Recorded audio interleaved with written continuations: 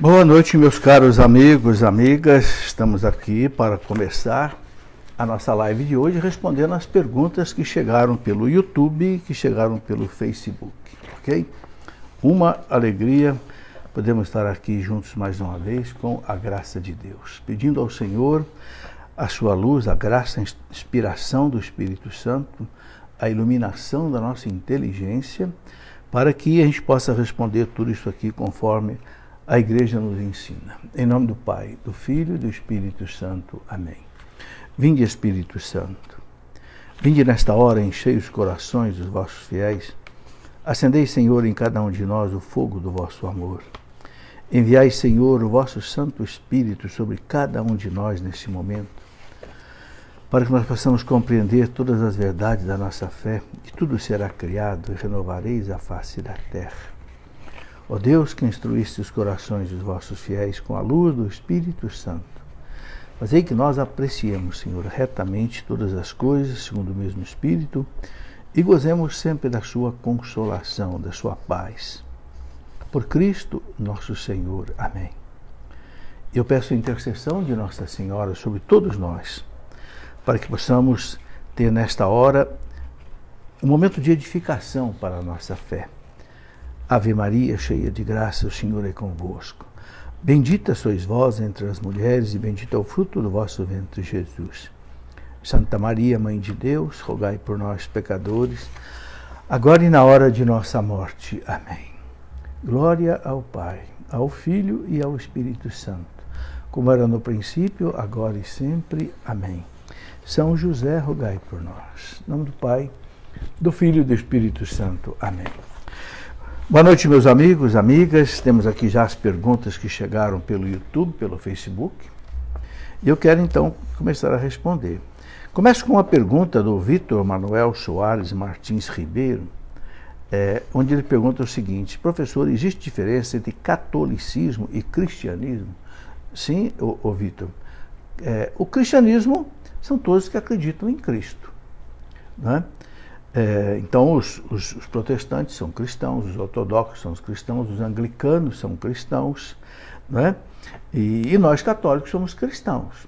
Agora, a diferença é que nós católicos acreditamos numa série de verdades, de dogmas que as outras denominações cristãs não acreditam.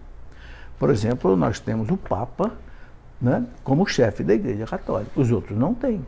Os protestantes não têm, os ortodoxos não têm, os anglicanos também não têm. Nós temos o Papa, não é? Que é para nós o vigário de Cristo na terra, o representante de Cristo na terra. Nós temos os 7 sacramentos, que os protestantes não têm, os anglicanos têm, mas para nós não tem validade, os ortodoxos têm, né? E temos muitas outras coisas que nós temos e que eles não têm, né? Além dos sacramentos, além né, de todas as normas que a Igreja coloca, por exemplo, sobre a liturgia, né?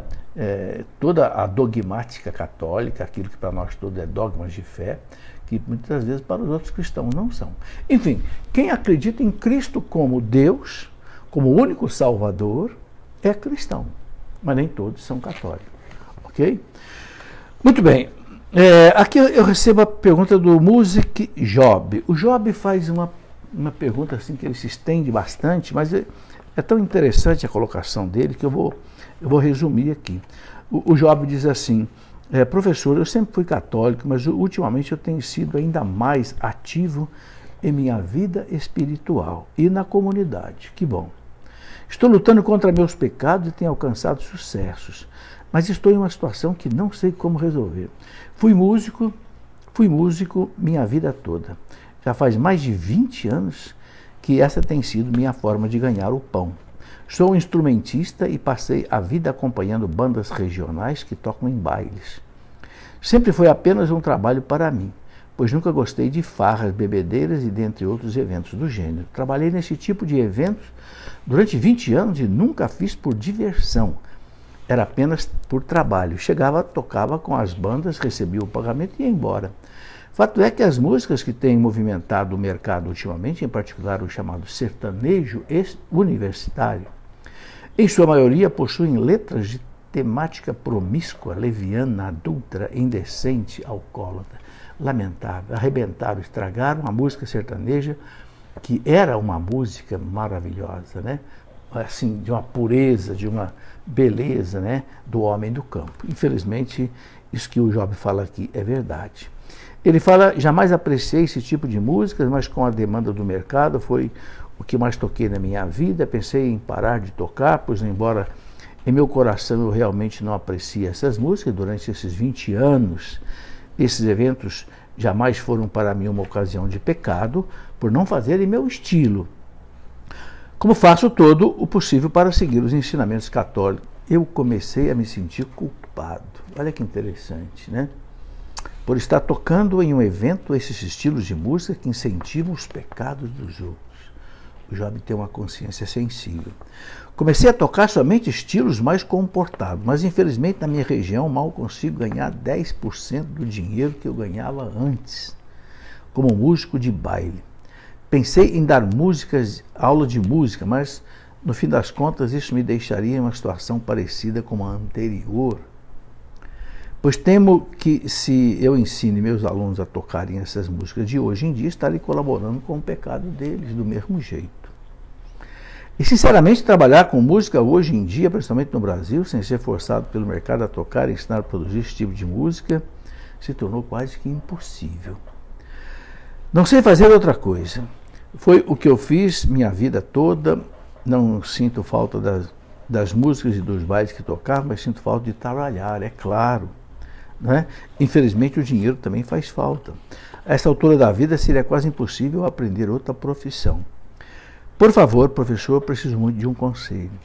Ô Job, é difícil dar um conselho para você. Primeiro de tudo eu quero, né, louvar a Deus pela sua posição, por você enfrentar esse problema, você não fugir desse problema que te angustia. Isso é muito importante para Deus. Agora, Job, eu vou contar uma história para você. Não sei se você conhece na Canção Nova um músico maravilhoso, né, que o pessoal chama de Sapo. Mas na verdade o nome dele é Sebastião. Eu não gosto de chamar ele de Sapo, não. Eu chamo ele de Sebastião. O Sapo era um rapaz que vivia na droga. Eu conheci o Sapo antes dele se converter. O Sapo era aqui da minha cidade de Lorena. Ele vivia na bebida e tal, mas era um grande músico, sempre foi. Um dia ele descobriu a Canção Nova e hoje é um músico maravilhoso na Canção Nova, já viajou pelo mundo inteiro nas peregrinações da Canção Nova, porque ele vai como animador. Eu estou contando isso para você para dizer o seguinte: reze, ponha essa sua angústia diante do coração de Jesus, dentro do coração da Virgem Maria, peça a eles uma solução, Deus vai te dar uma solução. Eu não sei qual é essa solução. O que eu prometo para você, Job, é o seguinte: procure, quem sabe, alguma banda católica, alguma comunidade católica em que você possa se integrar como músico. Sabe, tem comunidades que precisam de bons músicos hoje. Tem o pessoal do Shalom no Brasil inteiro, tem a Canção Nova no Brasil inteiro, tem a Obra de Maria. Eu não sei qual é a sua cidade, mas procure aí uma comunidade católica cristã, onde você possa ajudar na gravação de música, de CDs, de outras coisas, entendeu?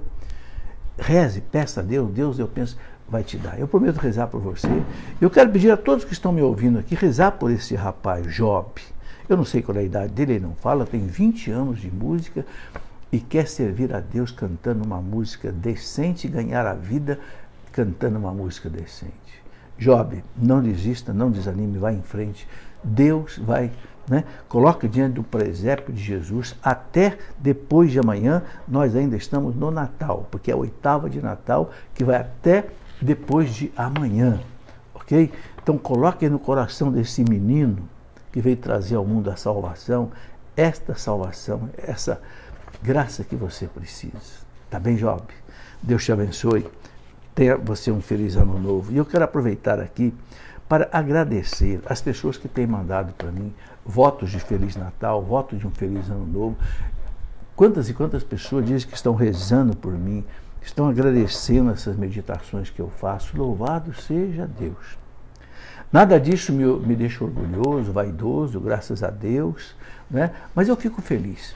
Fico feliz por saber que esse trabalho que a gente faz tem fruto, isso anima a gente, então, a continuar. Então, quero agradecer a você durante todo esse ano que me acompanharam, né?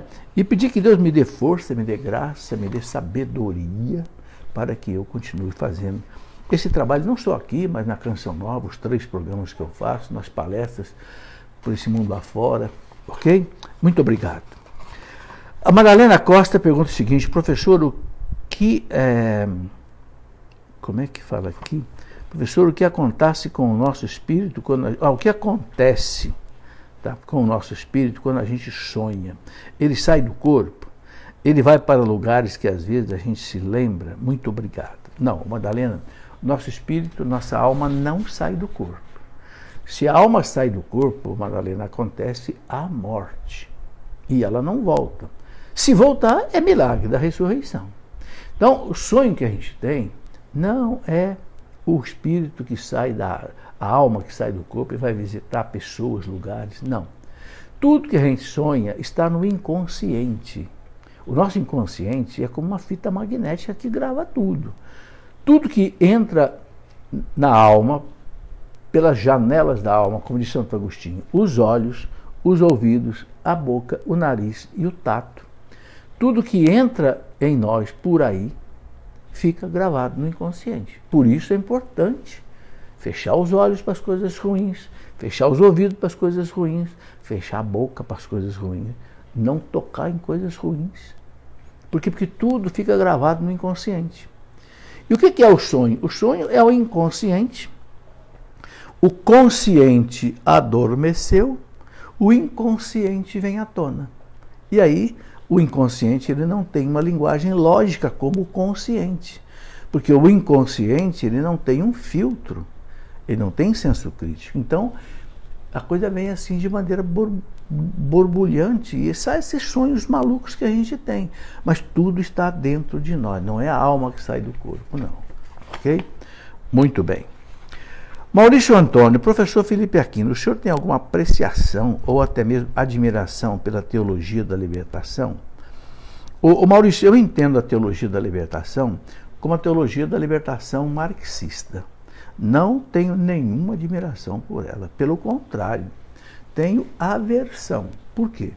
Porque o Papa Bento XVI, quando era prefeito da Sagrada Congregação da Fé, o Papa Bento XVI escreveu uma matéria que ele chamou Eu vos explico o que é a teologia da libertação. Eu até coloquei num livro que eu escrevi, né, sobre teologia da libertação, esse livro aqui. Esse livro não tem nada meu, esse livro aqui, Teologia da Libertação, vocês estão vendo aí, infelizmente, né, ao contrário, né, assim como se fosse no espelho, porque a transmissão pelo celular fica assim. Mas o livro chama-se A Teologia da Libertação. Aqui eu coloco uma série de artigos escritos por cardeais, por papas, por etc. Nada meu. E o cardeal Ratzinger explica ali profundamente o que é a teologia da libertação marxista. Ora, o marxismo, meus irmãos, ele é ateu. Ele incentiva a luta de classe, joga irmão contra irmão. É uma coisa horrorosa. Né? A Revolução Russa de 1917, a Revolução Bolchevista, implantou o marxismo na Rússia. Depois, 5 autores franceses, ex-marxistas, escreveram um livro chamado, né, O Livro Negro do Comunismo, desta grossura. Eu tenho ele aqui na minha prateleira, ali, está lá no fundo da minha prateleira. Né? Eu tenho lá, eles falam em 100 milhões de mortos promovidos pelo marxismo russo, na Rússia, na China, no Laos, em Cuba, Vietnã. São 100 milhões de mortos. Agora, eu não entendo como é que alguns teólogos católicos querem pegar uma ideologia satânica, que é o marxismo, que hoje impera nas universidades, hoje impera muito na mídia, impera muito no meio artístico, e querem colocar isso na teologia. Então, o Papa Bento XVI diz assim: a teologia da libertação marxista é a pior heresia que já entrou na história da igreja. Por que ele fala que é a pior? Eu estou aqui apenas resumindo. Se você quiser ler esse discurso do Papa, leia esse livro que eu escrevi, A Teologia da Libertação, que é o primeiro capítulo do Papa Bento XVI. Eu vos explico o que é a teologia da libertação. Ele fala assim, que é a pior heresia que já entrou na história da igreja. Por quê? Porque cria um cristianismo falso. Ele não nega uma verdade do cristianismo, ele falsifica todas as verdades do cristianismo. Por quê? Porque ele tira o Cristo do centro da teologia e ele põe o homem, ele põe o pobre. Então não é mais teologia, é antropologia, é sociologia. E isso não salva, porque não tem salvação sem Jesus Cristo. É uma jogada de mestre do demônio. Entende? Então é por isso que eu tenho uma verdadeira aversão pela teologia da libertação. Ah, mas tem uma teologia da libertação boa. O Papa João Paulo II diz que tem uma teologia da libertação. Então, tem uma teologia da libertação boa, mas risca a palavra marxismo. Claro, qual é a teologia da libertação boa que o Papa Paulo VI fala lá no Evangelho Enunciante? É a libertação do pecado e do demônio. Mas não é isso na teologia da libertação marxista. A teologia da libertação marxista não é isso. É você conquistar a salvação não por meio do Cristo, do Cordeiro de Deus que tira o pecado do mundo. Não, o pecado não existe. O único pecado que existe é o pecado social. Bom, quem quiser aprofundar nisso, leia esse livro, A Teologia da Libertação. É algo perigosíssimo, eu não tenho dúvida disso. O pessoal da esquerda gosta muito disso. O pessoal revolucionário, o pessoal, né, gosta muito disso. Natanael Alves, professor Felipe, eu também me afastei da Igreja Católica porque vi que o Papa Francisco se pronuncia mal apoiando nova ordem mundial, né? Afastei porque cheguei a uma conclusão que o Papa não é sucessor de Pedro, mas sim de Constantino, que matou muitas pessoas no seu governo romano. Constantino foi responsável pelos crimes de Roma contra os cristãos, e este Bergoglio está trabalhando para implantar o anticristo através da globalização, enganando o mundo milhões e milhões de nova ordem mundial, né? Por favor, me responda. Ô Natanael, primeiro, o Papa é Papa legítimo. O Papa não é anticristo, o Papa não é um herege. O Papa é o vigário de Cristo na Terra. Foi eleito legitimamente. Nunca houve um Papa na história da Igreja, dos 266 que a Igreja já teve, que tenha sido herege. Não teve. Nem o Papa Honório, que quiseram acusar de caminhar na heresia do monoteritismo, depois ficou claro que não era isso. O Papa não estava informado direito da situação. O Papa Francisco não tem nada de herege. O Papa Francisco é um homem que está com 83 anos, viaja pelo mundo inteiro, pregando Cristo, pregando o Evangelho, batendo no demônio toda hora. Essa história de que o Papa é a favor da nova ordem mundial, peraí, vamos entender direito. Existem dois tipos de globalização. Uma globalização boa e uma globalização do mal, entenda isso. O Papa João Paulo II falava, nós precisamos fazer agora a globalização da solidariedade. A globalização boa. O que é a globalização boa? Os países ricos ajudaram os países pobres, transferindo tecnologia, transferindo até recursos. Agora, a globalização má é a globalização, como tem denunciado o padre Paulo Ricardo, o padre Jonas Habib sempre denunciou, é uma globalização que quer criar um governo mundial, tipo Nova Era, com uma religião mundial. Então, para criar uma religião mundial em que todas as religiões são boas e faz aí um coquetel de religiões, então precisa destruir a Igreja Católica, precisa destruir o cristianismo, porque o cristianismo nunca vai aceitar entrar num coquetel deste religião. Para nós católicos, a única fé verdadeira é a Igreja Católica que Cristo instituiu sobre Pedro e os apóstolos. Sobre ti, Pedro, edificarei a minha igreja. Então, a globalização má, que quer um governo mundial, uma religião universal, eliminando todas as religiões, o Papa não fala disso, não. Estão confundindo as coisas que o Papa fala. Quando ele fala da globalização, é a mesma globalização que falava Bento XVI, que falava João Paulo II, a globalização da fraternidade, da solidariedade. Entende? Infelizmente, eu tenho visto na internet aí muita confusão sobre isso. Meus irmãos, não joguemos pedra no Papa. Não. A única pessoa que pode corrigir o Papa é Jesus Cristo. O Papa está acima do concílio ecumênico até. Só o Papa, só Jesus Cristo é que pode realmente, e pode ter certeza, ele é guiado pelo Espírito Santo, ele é assistido pelo Espírito Santo. O Papa pode errar? Pode. Ele se confessa, mas o Papa não pode errar naquilo que é essencial da fé, da nossa salvação. Pode ficar tranquilo. Eu não vejo um deslize do Papa em relação à doutrina. Tem gente que fala, o Papa abriu as portas para o casamento de pessoas. Não é verdade. Não é verdade. Ele toma como uma raríssima exceção, né, algum casal de segunda união. Uma raríssima exceção. Pode, de repente, receber a Eucaristia. Mas não é regra. Ele não está pondo como regra, como nada, não. Né? Então, é preciso ter mais respeito com o Papa. Bom, outra pergunta que vem do Vitor Teles. Professor, o senhor já leu 12 regras para a vida do Dr. Jordan Peterson? Até que ponto é saudável estudar sobre os arquétipos para entender a tradição e os símbolos? O Vitor, infelizmente, não li ainda essas 12 regras de vida do Dr. Jordan Peterson.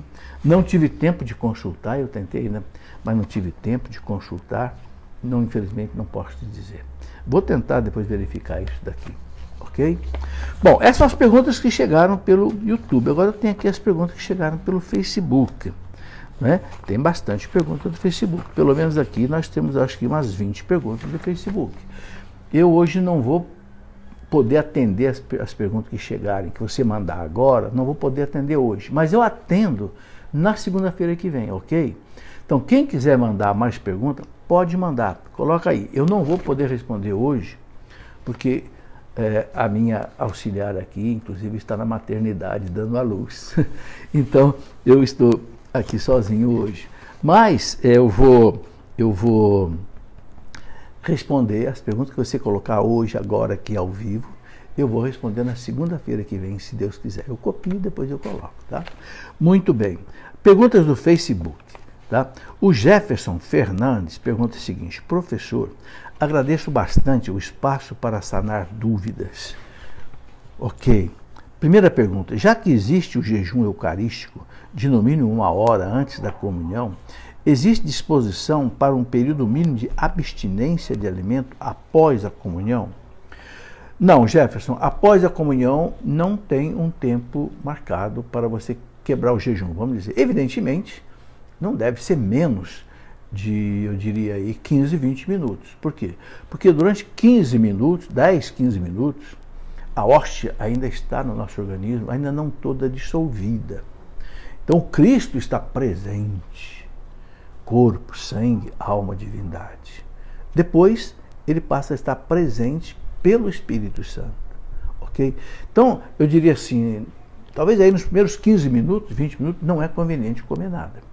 Mas depois você pode comer alguma coisa. Mas não está estipulado pela igreja qual é o tempo mínimo de jejum após a comunhão. Normalmente, até terminar a missa, os avisos, a ação de graça que você faz, que não deve ser menos de 15 minutos, já deu tempo depois até você chegar na sua casa e fazer o seu café. Outra pergunta: após receber a Sagrada Eucaristia, quando volto para o banco, é necessário que eu me ajoelhe para fazer a oração? Ou posso fazer a sua oração sentado? O Jefferson, pode fazer sentado, pode fazer de pé, pode fazer de joelho. Eu costumo fazer de joelho. Por quê? Porque o Cristo está aqui comigo. Ele é meu nesta hora. Então, é o momento mais profundo de adoração. Então, eu penso que a posição mais adequada para você se curvar diante da majestade divina de Jesus é de joelho. Agora, quem não consegue ficar de joelho, por problema de saúde, fica sentado ou fica de pé, não tem problema. Eu acho que o ideal seria, pelo menos, 5, 10 minutos ficar de joelho, em adoração ao Senhor, que está aqui na sua alma. O céu está presente na sua alma. E onde está o Rei, está toda a toda a corte de Santa Teresa d'Ávila. Ou seja, se o Cristo está na sua alma, estão todos os anjos, estão todos os santos, o céu está presente em mim. Então, eu penso que a posição mais bonita é de joelhos. Outra pergunta: tendo comungado, é recomendado ficar mais um momento na igreja após a bênção final? Mas eu posso, por alguma circunstância, sair da igreja logo após a bênção e continuar as minhas orações em casa, como substituição ao tempo que não fiquei a mais na igreja? O ideal, Jefferson, é pelo menos 15 minutos após a Eucaristia, você ficar em oração. Oração de adoração, oração de intercessão, oração de súplica, oração de ação de graças, oração de reparação dos nossos pecados, pecados da humanidade. Guarde essas palavras. Adoração. Adore o Senhor na sua alma. Segundo, faça intercessão. Intercessão pelas almas do purgatório, intercessão pela sua salvação, pela sua santificação, pela sua família, pelos falecidos da sua família. Interceda ao Senhor. É a hora da graça, é a hora da bênção. O Senhor está na sua alma. Não perca esse momento. Muita gente não colhe fruto na Eucaristia porque não faz ação de graça. Sai da igreja correndo, vai embora. Não, meu Deus, você recebeu o Senhor da glória na sua casa, na sua alma. Fica com Ele. Fica com Ele, pelo menos 15 minutos, até que o organismo dissolva seu corpo, sangue, alma e divindade. Entendeu? Então, faça adoração, faça intercessão, faça ação de graça, agradeça, Senhor, obrigado por todas as graças e bênçãos que eu recebo sem cessar das tuas mãos, Senhor. Depois faça orações, assim de súplica, Senhor, concede-me todas as graças, bênçãos necessárias para a minha salvação e santificação, salvação e santificação da minha casa. Reze pelo mundo, reze pela paz no mundo, reze pela igreja, reze pelo Papa, reze pela paz no mundo, reze pelo Brasil, reze pelos nossos governantes, reze pela igreja, reze pelos sacerdotes, reze pelos missionários, reze pelos catequistas. Olha quanta coisa. Aproveitemos, meus irmãos. Bom, aí, se você não tem tempo de rezar tudo isso na igreja, pode rezar em casa. Mas normalmente a gente já se dispersou, aparecem outras coisas para fazer, acaba que a gente chega em casa e não reza mais. Outra pergunta do Jefferson: é correto dizer que todos os pecados contra a castidade são matéria grave? Bom, a matéria grave, Jefferson, existe se a pessoa sabe que aquilo é pecado grave e fica ali. Por exemplo, pode ser pecado por pensamento, pode ser pecado por palavra e pode ser pecado por atos. Pensamento: fico pensando, desejando, não sei, uma coisa errada, tal, não sei, me encantando com aquilo, aí é pecado. Agora, uma tentação que vem, passa pela cabeça e você rejeita, não é pecado. Pecado também por palavras, sei lá, palavras pornográficas, canções pornográficas, sei lá, é pecado. Ou atos, masturbação, fornicação, adultério, não sei, prostituição, claro, tudo isso é pecado. Agora, a tentação em si não é pecado. O pecado não é sentir, o pecado é consentir. Se você sente uma tentação, mas você pede a Deus a graça, a força, rejeita, você não cometeu pecado. Os santos foram muito tentados. Há santo que a história de São Bento, São Francisco, se jogava até na neve para apagar o fogo da tentação. São Francisco se jogou no meio das rosas cheias de espinhos para apagar o fogo da tentação nele. Não pensa que foi fácil para os santos, não. Não pecaram, não pecaram. Então, depende, tá certo? Outra pergunta do Jefferson: a pessoa comete pecado mortal somente quando tem plena consciência de que ele é um pecado em matéria grave? Sim. Para que haja um pecado mortal é preciso 3 coisas: saber, querer e fazer. Você sabe que aquilo é pecado. Você sabe que aquilo fere os 10 mandamentos. É uma coisa grave, é um objeto grave. Você sabe, mas você quer e você faz. Vamos dar um exemplo. Você sabe que não pode roubar. Mas tem um dinheiro dando sopa aqui tem R$ 1.000 dando sopa aqui do meu patrão. Eu sei que eu não posso, sei que é pecado, mas eu quero. Eu fico nessa luta aqui, eu quero, não quero, eu quero, mas eu vou lá e eu pego e roubo. Pronto, cometeu o pecado grave. Sabia, queria e fez. Certo? Muito bem, ele ainda fala aqui o seguinte: se, por exemplo, alguém comete um fato que entende não ser pecado grave e depois descobre que ele é, sim, matéria grave, cometeu o pecado mortal. Bom, se ele descobriu depois que fez que é pecado mortal, eu aconselho o seguinte: confesse esse pecado. Se na hora não foi pecado mortal, né, mas foi um pecado venial, confesse esse pecado. Aí você fica livre de qualquer dor de consciência. A confissão, meus irmãos, é maravilhosa para isso. Uma das coisas mais maravilhosas para mim na nossa fé é a confissão. Eu gosto de lembrar isso. Por que foi a primeira coisa que o Cristo instituiu logo que ele ressuscitou? Você já reparou? Foi no domingo da ressurreição. Né? Ele ressuscitou, apareceu para os discípulos na tarde do domingo, no cenáculo, e falou para eles: assim como o Pai me enviou, eu vos envio a vós. A quem vocês perdoarem os pecados estarão perdoados.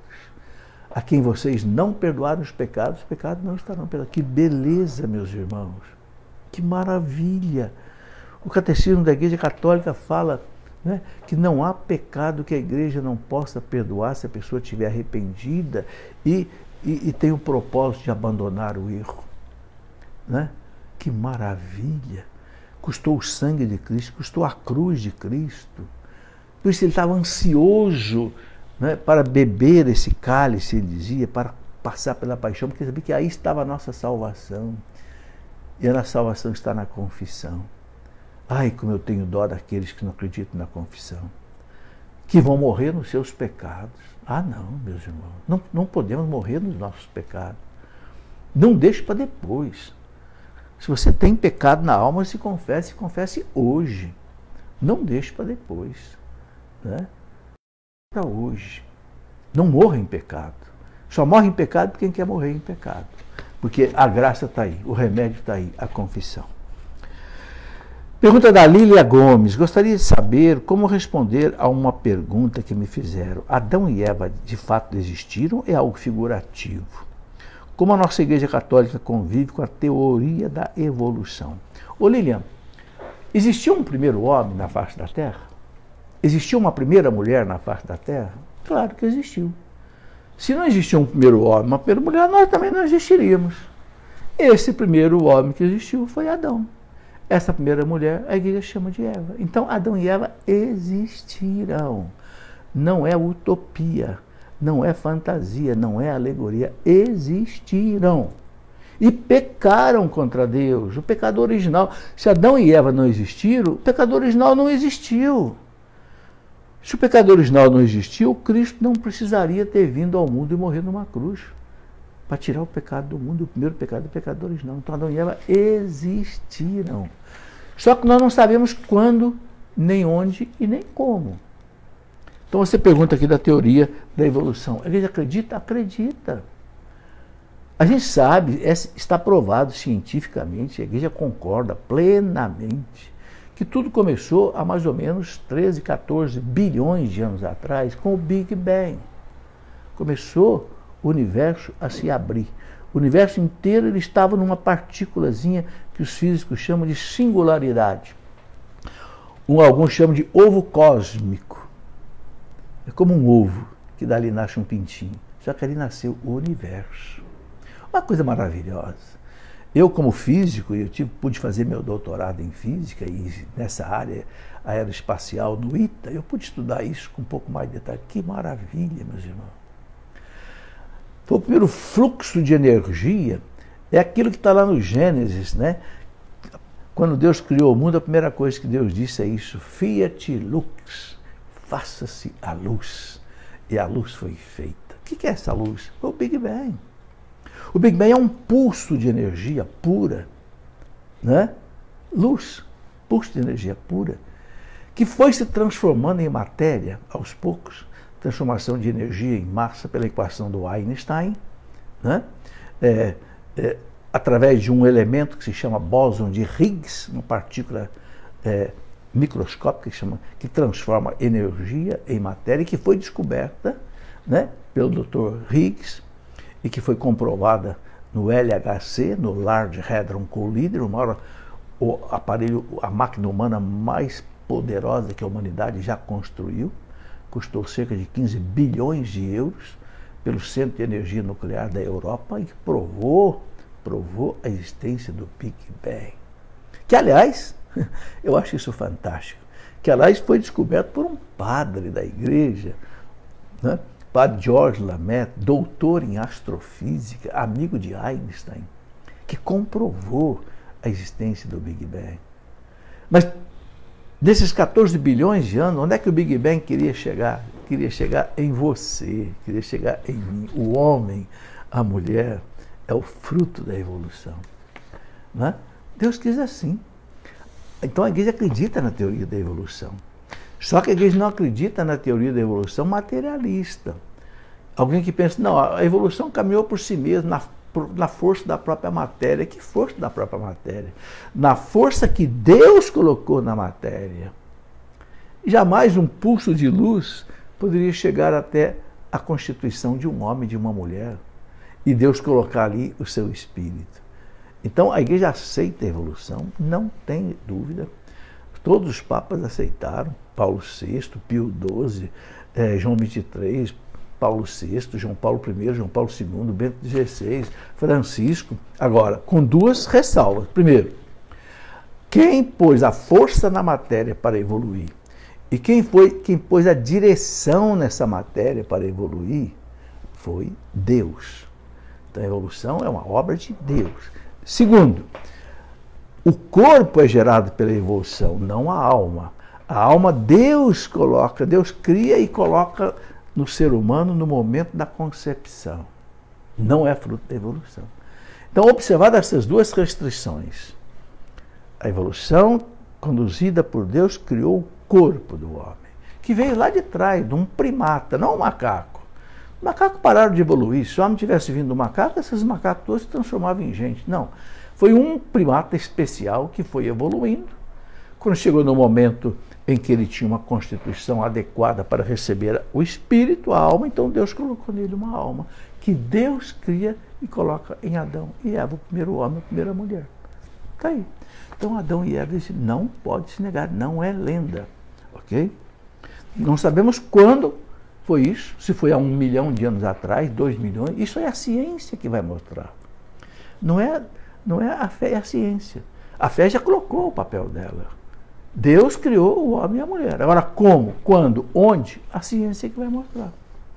Quem quiser aprofundar nisso tudo, eu tenho um livro, Ciência e Fé em Harmonia. Esse livro aqui eu coloco todas essas coisas, de evolução, Big Bang, né? Essas coisas todas que ligam a ciência com a fé. Muito bem. Heider Oliveira, professor, como nós cristãos devemos agir diante desses ataques à nossa fé, como em sátiras, em séries, filmes humorísticos, como o Porta dos Fundos? Apenas orar e cancelar a assinatura ou ir além disso? Bom, Heider, nós vimos aí o horror, né, desse filme que passou aí pela Netflix, né? Eu não assisti, que eu nem tenho Netflix aqui em casa, mas uma coisa horrorosa, né, desse autor chamado Fábio Porchat, né, e que ele coloca assim, como assim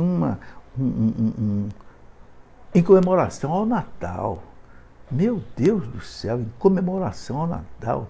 Ele cria aí esse né, Primeira Tentação de Cristo, que é um filme que eu não li, mas eu não assisti, mas eu li muitas críticas, conversei com gente que assistiu, né? Diz lá um entendedor profundo disso, um crítico profundo disso, o Luiz Felipe Pondé, que é filósofo formado pela USP, com doutorado nos Estados Unidos e pós-doutorado em Israel. O Pondé diz que não tem arte o filme é fraco, mas ele tem um objetivo, né?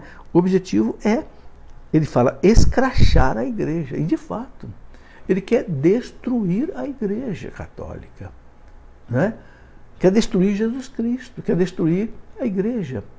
Então, é uma coisa horrorosa. O filme mostra o Cristo voltando lá, né, do deserto, dos 40 dias de tentação que ele sofreu ali, e recebido numa festa, e aí o filme diz que ele se encantou com o diabo, ficou apaixonado pelo diabo, porque o diabo era gay, e Jesus também gay, e coloca Nossa Senhora como uma mulher devassa, que tem uma vida sexual promíscua, traindo José.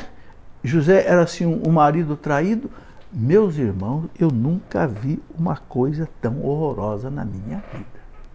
Eu nunca vi uma blasfêmia tão... Põe Nossa Senhora assim, devassa, fumando maconha, chupando uma banana. Mas que coisa mais louca!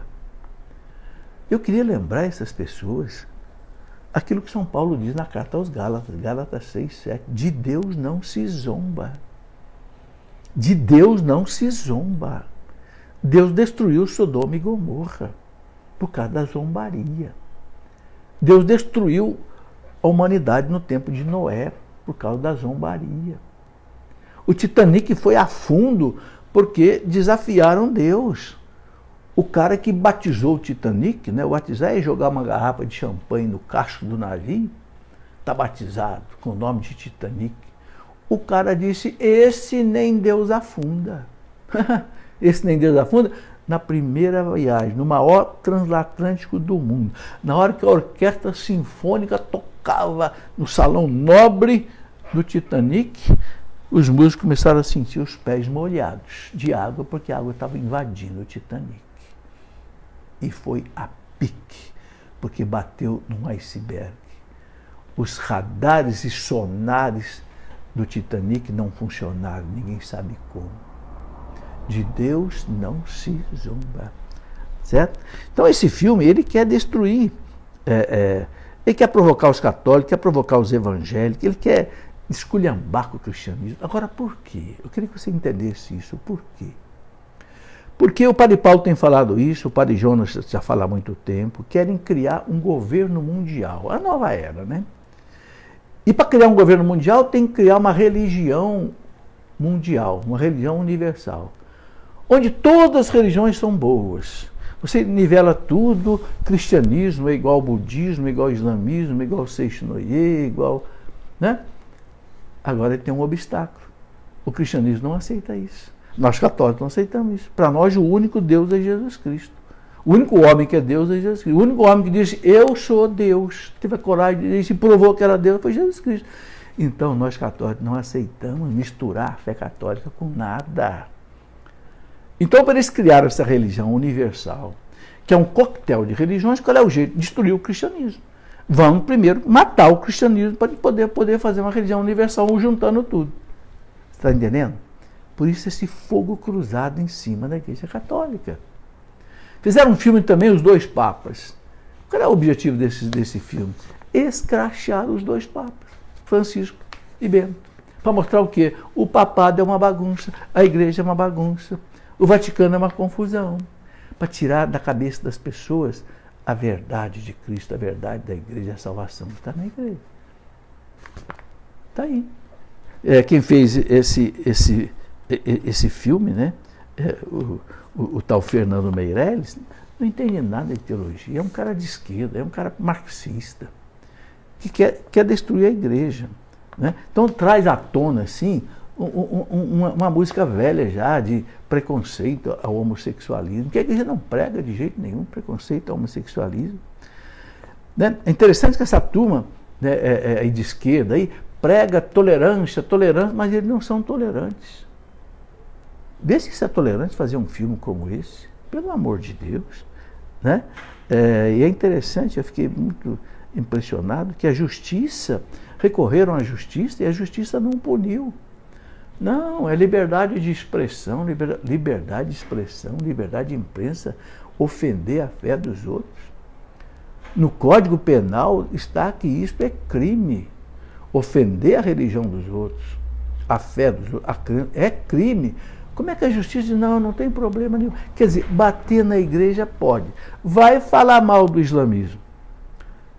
Como diz aqui o Luiz Felipe Pondé, na crítica dele, ele fala o seguinte, será que essa turma do Porta dos Fundos, esses meninos lá do Leblon, eles teriam coragem de fazer um filme chamando Maomé de gay? Nem Cristo era gay, nem Maomé é gay. Mas se eles tivessem coragem, o que ia acontecer? Ia acontecer que eles iam sofrer uma perseguição terrível do islamismo. Como diz o Luiz Felipe Pondé, iam fazer xixi na calça, de medo. Mas como atacar a igreja? A igreja é mansa. Cristo ensinou, bateu no rosto, vira outra face. Não pague o mal com o mal. É verdade que alguns radicais andaram explodindo bomba lá na Porta dos Fundos. Está errado. A igreja não ensina isso, não. A igreja não ensina isso, não. Não paga o mal com o mal. Entra na justiça, mas não faça justiça com as próprias mãos. Não é cristão. Mas é lamentável que a justiça fechou os olhos, né? Sabe, meus irmãos, infelizmente, a desculpa que esse Porchat deu é que para ele Cristo não existe. Cristo é como Branca de Neve, que faz relações sexuais lá com seus anões, é como Papai Noel, o Cristo para mim é como, pelo amor de Deus, Cristo é histórico, tem um fundamento histórico de Jesus Cristo. Não é um personagem de fantasia, como Branca de Neve, como Papai Noel, como, Chapeuzinho Vermelho. Sabe, realmente foi uma ofensa terrível. Agora, o que fazer? O que fazer? É a gente viver cada vez mais do nosso cristianismo autêntico, dar testemunho do nosso cristianismo autêntico, contar para os filhos, contar para os amigos esses absurdos todos que tem isso, né? E mostrar que isso é terrível, né? Muito bem, deixa eu continuar aqui com as perguntas, senão a gente não chega até o final. Eu tenho aqui a pergunta da Cláudia Aparecida. Professor, poderia esclarecer como devemos comungar? Pois o vigário de nossa comunidade diz que o certo é na mão, porque nossa mão, por um momento, é a manjedoura. Mas eu prefiro em minha boca o que fazer. Cláudia, tem um documento do Vaticano, eu tenho comigo no meu celular, se quiser eu mando para você. Se quiser eu mando para você, ok? Dizendo o seguinte, quem escolhe o jeito de comungar é o fiel, não é o ministro. E ninguém pode proibir isso, está escrito no documento. Então o fiel pode comungar na boca diretamente, se ele quiser, na mão está autorizado, ele pode comungar na mão, ou pode receber de joelhos, se ele quiser. E o ministro não pode negar, nem padre, nem ministro e nem bispo. Está no documento do Vaticano.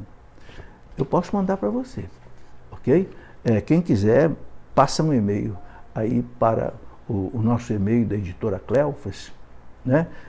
Por exemplo, você pode mandar aí atendimento@cleofas.com.br, atendimento@cleofas.com.br, eu mando para você esse documento do Vaticano. Ninguém pode proibir a pessoa de comungar de joelho e na boca se quiser. Anderson Silva, professor, onde é que está escrito isso também? Está escrito no documento chamado Redemptione Sacramentum, do Papa João Paulo II, bem claro, lá na Redemptione Sacramentum, né? Esse documento eu tenho num livro que eu escrevi para entender e celebrar a liturgia.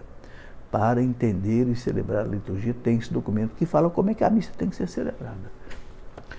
Anderson Silva, professor, hoje é comum na família católica haver pessoas que, por pouco conhecimento da vida da igreja, seguem suas vidas em outras denominações cristãs. É falta de doutrina, né?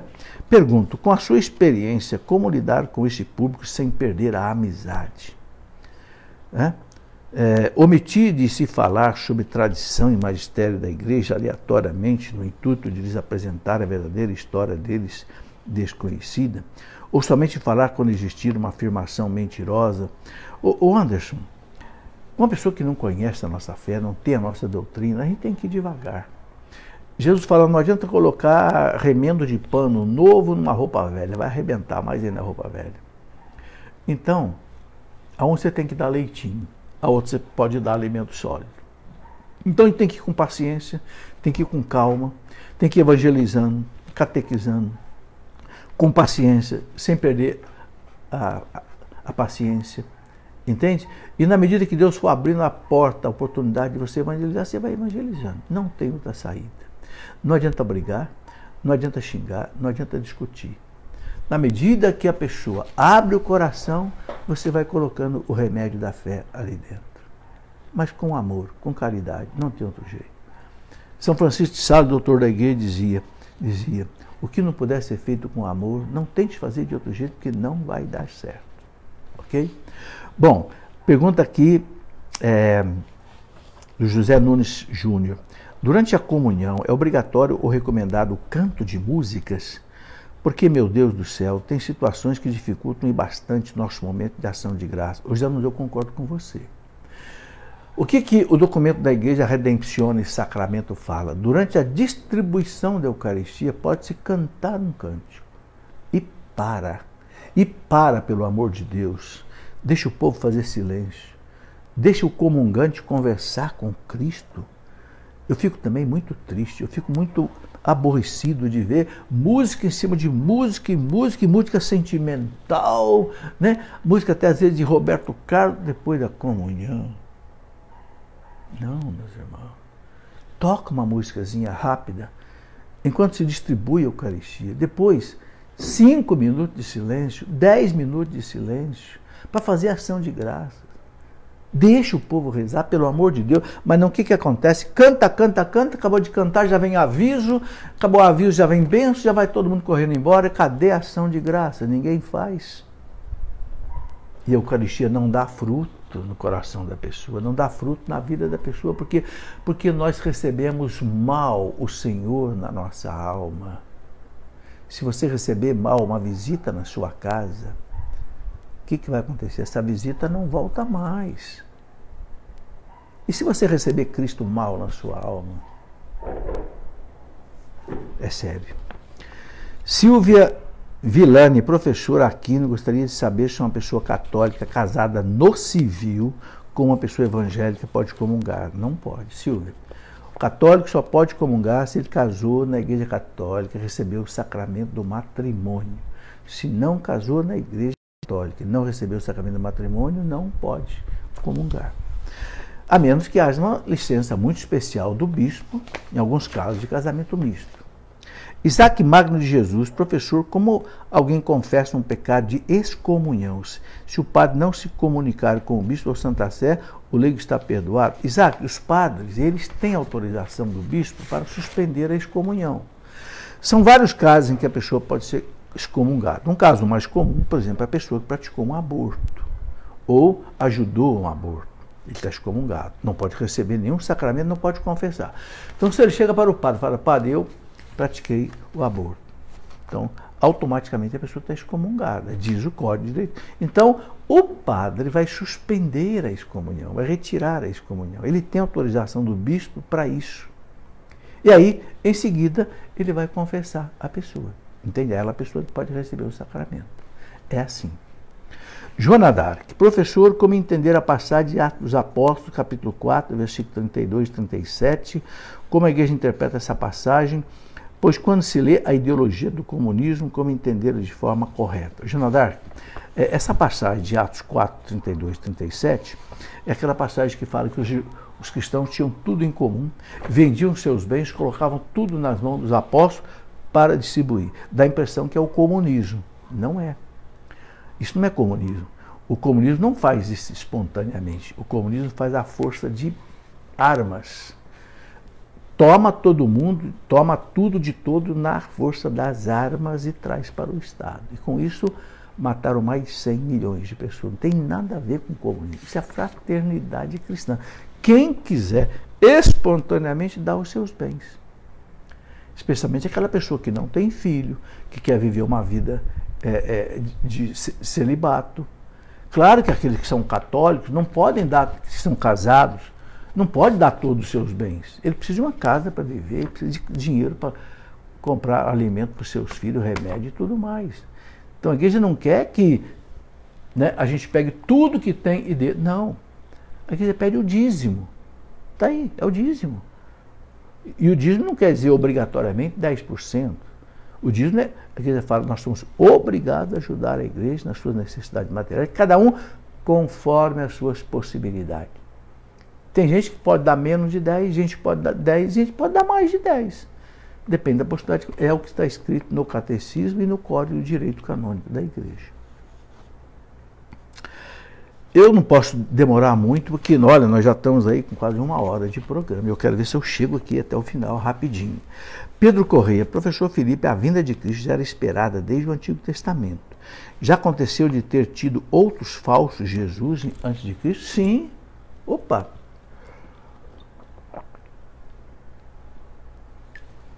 Apareceram muitos falsos messias, um chamado Teudas, outro chamado Bercheba, outro chamado, talvez o próprio Barrabás, alguns acham, deve ter se apresentado como um falso messias que queria implantar o reino de Israel, derrubar o Império Romano, por isso ele estava preso.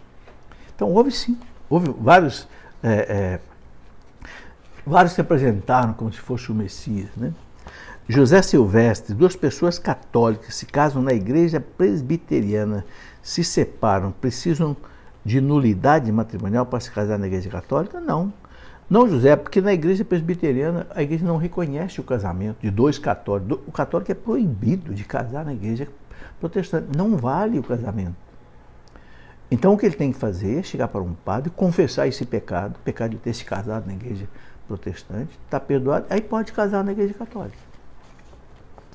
E o Defonso Malagoli, professor Felipe, porque as missas, na maioria das vezes, na homilia, os padres repetem o evangelho que acabou de ser lido, quando deveriam explicá-lo. E o Defonso, eu acho que é o padre que não prepara a homilia. Aí fica repetindo o evangelho. Um padre que prepara a homilia, como um padre Paulo Ricardo faz, né? Como eu procuro fazer aqui no sábado à noite, que eu explico a liturgia do domingo, eu preparo, eu leio 2, 3 manuais que explicam. Rita de Cássia, professor Felipe, no final dos tempos, quando Jesus voltar, ele destruirá Satanás ou ele vai existir para sempre? Rita, Deus não destrói o ser que ele criou à sua imagem e semelhança. O homem foi criado à imagem e semelhança de Deus, tem uma alma imortal. O anjo foi criado à imagem e semelhança de Deus, ele não acaba.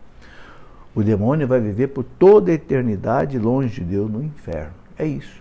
Ele não vai ser aniquilado, destruído. Não. Deus não destrói aquilo que ele cria à sua imagem e semelhança. Melqui Carvalho, gostaria que falasse um pouco sobre a importância de rezar o terço. O que é o terço? Qual é o seu verdadeiro sentido para a igreja? Melqui, o terço foi ensinado por Nossa Senhora a São Domingos, lá por volta do ano 1100. Né? O templo é a contemplação da vida de Cristo. Nós são 4 terços, né? Os mistérios gozosos da infância, da vida pública, da paixão de Cristo e depois da glorificação. Então, o terço ele é cristocêntrico, é centrado em Cristo. E nós rezamos pedindo a intercessão de Nossa Senhora, que é Mãe de Deus e tudo pode. Né? Por isso fala, Santa Maria, Mãe de Deus, roga por nós pecadores. Então, o terço é uma oração fundamental da igreja. João Paulo II dizia, é a minha oração predileta. São João Paulo II. Todos os papas recomendam o terço. O terço é como que a corda com que Nossa Senhora amarra o demônio e impede que ele, né, mexa com a igreja, com a gente comum. Né? Nas 6 aparições de Nossa Senhora em Fátima, nas 6 aparições ela recomendou às crianças, rezem o terço todo dia. Rezem o terço todo dia. Ela fala, não há problema de ordem pessoal, familiar, nacional, internacional, que não possa ser resolvido pela reza do terço. A família que reza o terço, meus irmãos, unida, permanece unida. Deus não destrói essa família. Eu tenho experiência na minha vida, na minha família. Com 5 anos de idade aprendi a rezar o terço com meus pais. Rezo até hoje. Tivemos 9 irmãos. Nenhum dos meus irmãos se separou. Já morreram 2, todos casados.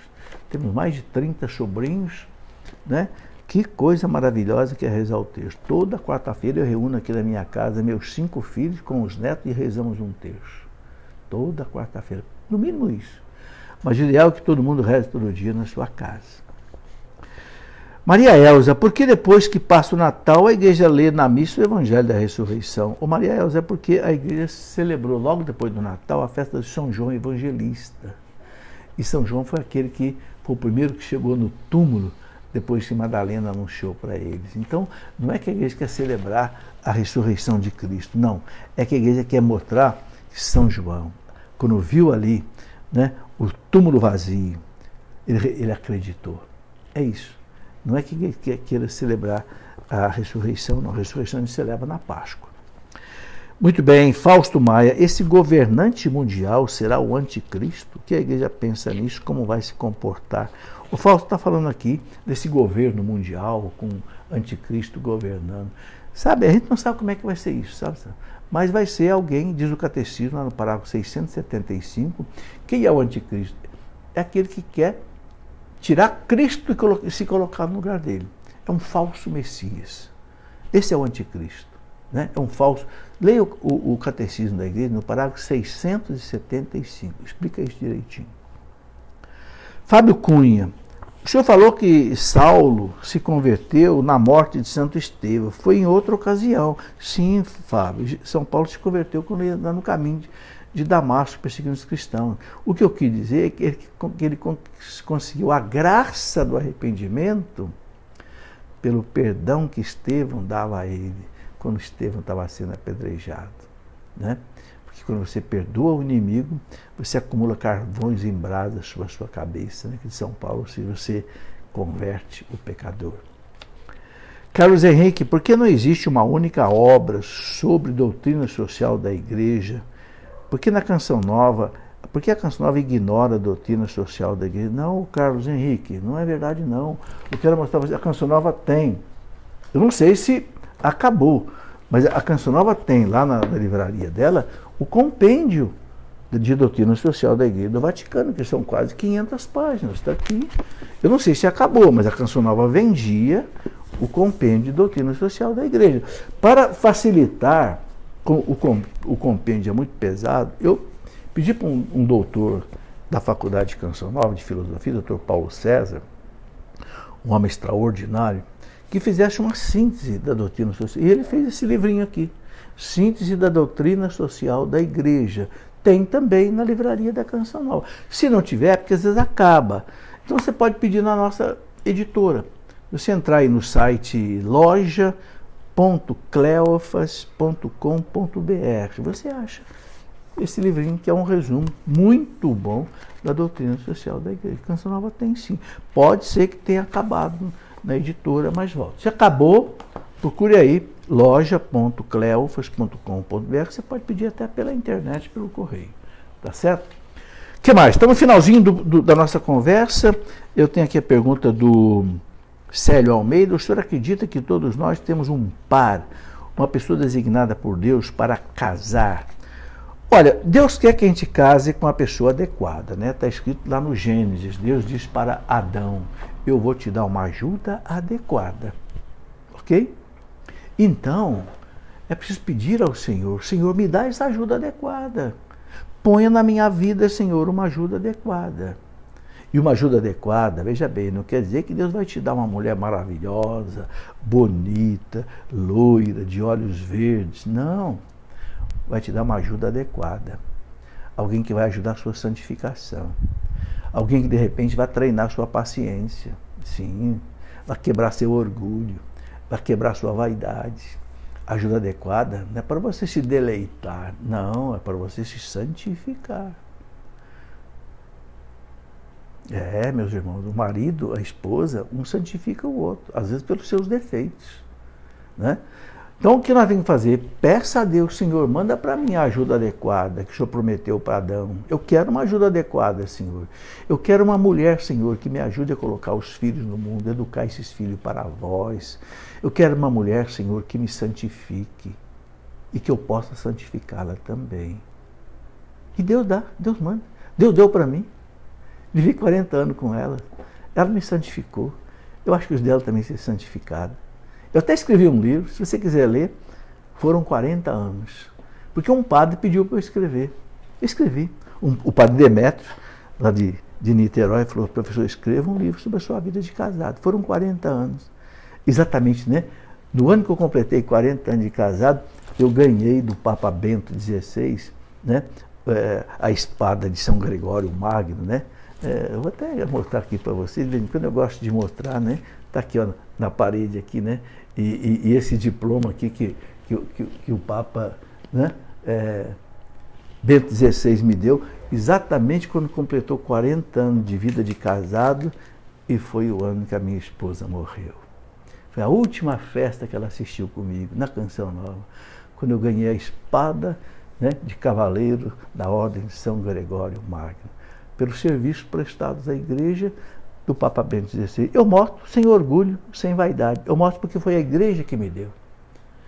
Como a minha certidão de batismo, que é a única coisa que eu tenho pregado aqui, né, no meu escritório. Eu vou até mostrar aqui para você. Por quê? Porque esse é o documento que vai abrir para mim as portas do céu. Está vendo ali? Né? A minha certidão de batismo. Essa certidão, não sei se você viu, né? Essa certidão de batismo é que vai me abrir, eu tenho certeza, as portas do céu. Está aí. Meus irmãos, última pergunta. Francisca Avelar, tem algum significado teológico Deus ter escolhido o povo judeu? Não é que Deus escolheu o povo judeu, o Francisco. Deus criou o povo judeu. O povo judeu não existia. Não. Deus não escolheu um povo. Deus criou um povo dele. Chamou Abraão e disse: Abraão e Sara, de vocês vai nascer o meu povo. Abraão, Isaac, Jacó, as 12 tribos de Israel, o povo judeu. Então, Deus escolheu no seguinte sentido: Ele criou um povo. O povo não existia. É esse sentido. Meus irmãos, muito obrigado a vocês que me acompanharam até agora. Se eu falei alguma coisa que não esteja de acordo com o ensino da igreja, esquece. Eu não tenho compromisso comigo, tenho compromisso com a verdade da igreja. Que Deus te abençoe. É o último programa, a última live de pergunta desse ano. Eu quero então desejar a todos vocês um ano novo abençoado. Nós ainda estamos no Natal, hein? Porque hoje é o 6º dia da 8ª de Natal. Então, quero pedir, nesse Natal que nós ainda estamos vivendo, que as graças e bênçãos do menino Jesus desçam sobre você, sobre sua família, estejam presentes em todos os dias do ano de 2020 na sua vida, livrando vocês de todos os perigos do corpo e todos os perigos da alma, com a intercessão materna de Nossa Senhora e de São José. Em nome do Pai, do Filho e do Espírito Santo. Amém.